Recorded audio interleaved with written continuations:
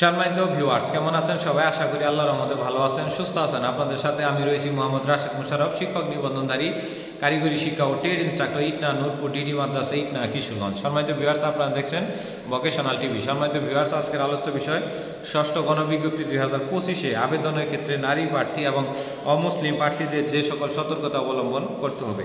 সম্মানিত ভিউয়ার্স, আপনারা সবাই জানেন যে ষষ্ঠ গণবিজ্ঞপ্তি 2025 প্রকাশিত হতে পারে অক্টোবর বা নভেম্বরের দিকে, এবং এর মধ্যেই মোটামুটি আমরা আশা করা যায় কনফার্মভাবে ষষ্ঠ গণবিজ্ঞপ্তি প্রকাশিত হবে। এর কিছুটা সময় আগেও প্রকাশিত হতে পারে, তবে সম্পূর্ণ সময়ই বলে দেবে কখন প্রকাশিত হবে। তবে যারা ষষ্ঠ গণবিজ্ঞপ্তিতে আবেদন করতে পারবেন এরকম প্রার্থীরা হলেন 17 এবং 18তম শিক্ষক নিবন্ধন পাসধারী এবং যাদের বয়স 18 থেকে 35-এর মধ্যে রয়েছে। সম্মানিত ভিউয়ার্স, এও জানেন যে শিক্ষক নিবন্ধন যে গণবিজ্ঞপ্তি এটি সর্বপ্রথম 2015 সাল থেকে শুরু হয় এবং 2024 সাল পর্যন্ত মোট 5টি গণবিজ্ঞপ্তি হয়েছে এবং এই 5টি গণবিজ্ঞপ্তিতে 1,68,000 অ্যাপ্লিকেন্ট প্রার্থী বিভিন্ন এমপিওভুক্ত স্কুল, কলেজ, মাদ্রাসা এবং কারিগরি শিক্ষা প্রতিষ্ঠানে নিয়োজিত আছেন এবং 2025 সালে এই সংখ্যাটা আরও বৃদ্ধি পাবে। তবে আজকের যে আলোচ্য বিষয় সেটি হলো ষষ্ঠ গণবিজ্ঞপ্তি 2025-এ আবেদনের ক্ষেত্রে নারী প্রার্থী এবং অমুসলিম প্রার্থীরা যে সতর্কতা অবলম্বন করবেন সে বিষয়ে আলোকপাত করব। দেখা যায় যে একজন নারী প্রার্থী উনি আবেদন করবেন, ওনার ক্ষেত্রে প্রথম যে বিষয়টি, নারী প্রার্থীর ক্ষেত্রে গার্লস স্কুল এবং কলেজগুলো ভালো হবে, অর্থাৎ আপনি যেগুলোতে শুধু গার্লস স্কুল রয়েছে সেগুলোতে আবেদন করবেন, এক্ষেত্রে আপনার জন্য ভালো হবে। এবং শুধু বয়েজ অ্যান্ড গার্লস রয়েছে তারপরে দেখবেন, তারপরে বয়েজ বা উচ্চ বিদ্যালয়গুলো দেখবেন। কারণ কি, আপনি যদি গার্লস স্কুলগুলোতে ঢোকেন কিংবা বয়েজ অ্যান্ড গার্লস ঢোকেন তাহলে দেখা যায় যে আপনি নির্দ্বিধায় তাদের সাথে কথা বলতে পারবেন, একটি কর্মপরিবেশ পাবেন, তারপরে আলাদা যে মানে পুরুষ মহিলার যে আলাদা ব্যবস্থাগুলো রয়েছে সেগুলো সঠিক পাবেন, এবং কি এর পাশাপাশি আপনি প্রাইভেটও পড়াতে পারবেন।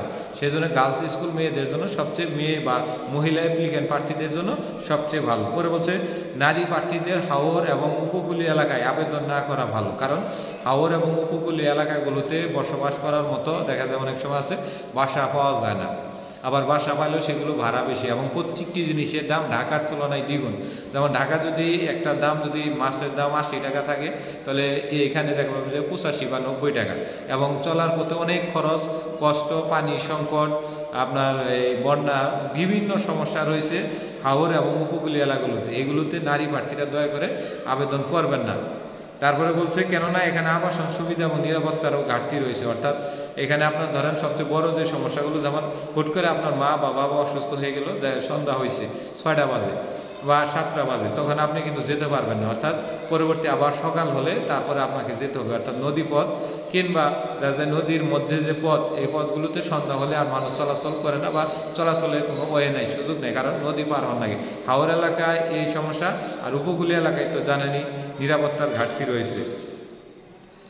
আর 3 নম্বর হলো নারী প্রার্থীদের জন্য যারা পর্দানশীল তারা মাদ্রাসাগুলো চয়েস দিতে পারে, কারণ এক্ষেত্রে অনেকটাই স্কুলের থেকে মাদ্রাসাগুলো আপনার কর্মপরিবেশ বা ইসলামিক মাইন্ড কর্মপরিবেশের লোকজন বেশি থাকে, সেক্ষেত্রে আপনারা দিতে পারেন। তবে যারা আধুনিকতা রয়েছেন তারা মাদ্রাসা অ্যাভয়েড করে চলাই ভালো, কারণ তাদের সাথে এখানে ম্যাচিং হবে না। এবং ভালো হিসেবে সবচেয়ে ভালো প্রাইভেট বা অন্যান্য দিক থেকে বিবেচনা করলে মাওসিভুক্ত স্কুল কলেজগুলো কিন্তু সবচেয়ে ভালো। আপনি পর্দাশীল বলেই যে আপনার মাদ্রাসা আসতে হবে বিষয়টি এরকম না, এটি আমার ফর্মুলা থেকে আমি আপনাদের বললাম। কিন্তু মাওসিভুক্ত বা জেনারেল যে স্কুল কলেজ এগুলোতে আপনি কিন্তু প্রাইভেট বা অন্যান্য সুযোগ সুবিধা, স্কুল প্রদত্ত বিভিন্ন টাকা সহ সব কিছু পাবেন, কিন্তু মাদ্রাসা বা কারিগরি প্রতিষ্ঠানগুলোতে এগুলো কিন্তু অর্ধেক অংশে পাবেন, মানে নাই, কিছু কিছু প্রতিষ্ঠানে নাই বললেই চলে। তো আবেদনের সময় ভালো মাদ্রাসা হোক, স্কুল হোক বা যেটাই হোক না কেন, ভালো প্রতিষ্ঠান সিলেক্ট করবেন।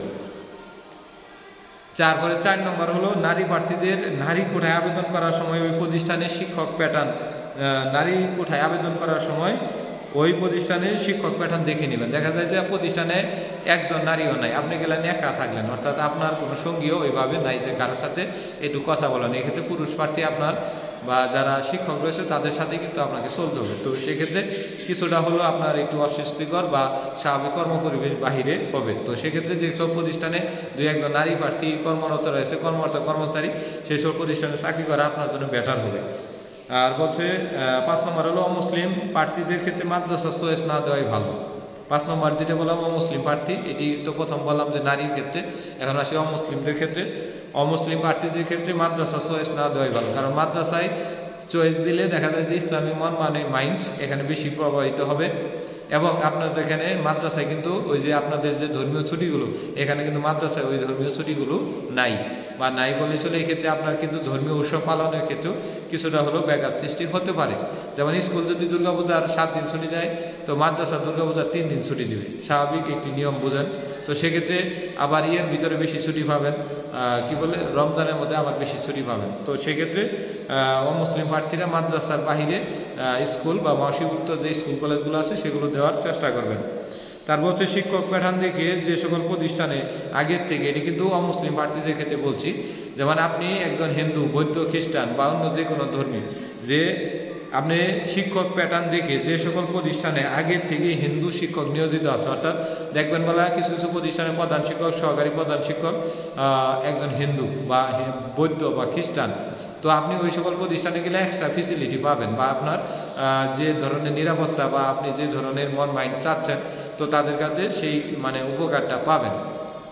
তো আপনি ওই সকল প্রতিষ্ঠানে প্রধান যেগুলো রয়েছে সেগুলো প্রতিষ্ঠানেও আপনি আবেদন করলে করতে পারেন, যদি এটি আপনার নিজ জেলা বা নিজ জেলার আশেপাশে হয়ে থাকে বা নিজ গ্রামে কিংবা নিজ উপজেলার মধ্যে হয়, তো সেক্ষেত্রে ভালো। তবে এটি আমি আপনাদের বললাম শুধু আমার ফর্মুলা অনুযায়ী, তারপরে আপনি কিভাবে আবেদন করবেন সেটি হলো আপনার বিষয়। মানে আমি আপনাদের শুধু পদ দেখাই দিলাম, কোন ভুলগুলো হতে পারে সেগুলো দেখিয়ে দিলাম, কিন্তু আবেদন করার প্রক্রিয়া বা আবেদন কিভাবে করবেন সেটি আপনিই ভালো জানেন, কারণ আপনিও আমার মতো একজন এই শিক্ষকতা পেশায় আসার জন্য আকুল আগ্রহে বসে আছেন। আপনাদের শুধু জাস্ট সঠিক একটি পথ দেখিয়ে দিলে আপনিও কিন্তু একজন আমার মতো শিক্ষক হতে পারবেন। তো যাই হোক, যেখানে হিন্দু শিক্ষক নিয়োজিত আছে সেখানে আবেদন করার চেষ্টা করবেন। আর অমুসলিম প্রার্থীদের ক্ষেত্রে আবেদনের পূর্বে যে সকল প্রতিষ্ঠান প্রধান, সহকারী প্রতিষ্ঠান প্রধান হিসেবে অমুসলিম ধর্মাবলী আছে সেখানে আবেদন করুন এবং সর্বোপরি সার্বিক দিক বিবেচনা করে আপনি চয়েস দিবেন যেখানে আপনার মন চাই সেখানে। কিন্তু প্রতিষ্ঠানে অবশ্যই খোঁজ খবর নিয়ে জেনে নারী কোঠা, প্যাটার্ন জটিলতা, জিও সমস্যা, তারপরে কাম্য শিক্ষার্থী, প্রাইভেটের সুযোগ সুবিধা, আবাসন সুযোগ সুবিধা, ভবন ইমারত নির্মাণ বা মাঠ, সব দিক বিবেচনা করে আপনি আবেদন করবেন। ধন্যবাদ সবাইকে, সবাই ভালো থাকবেন।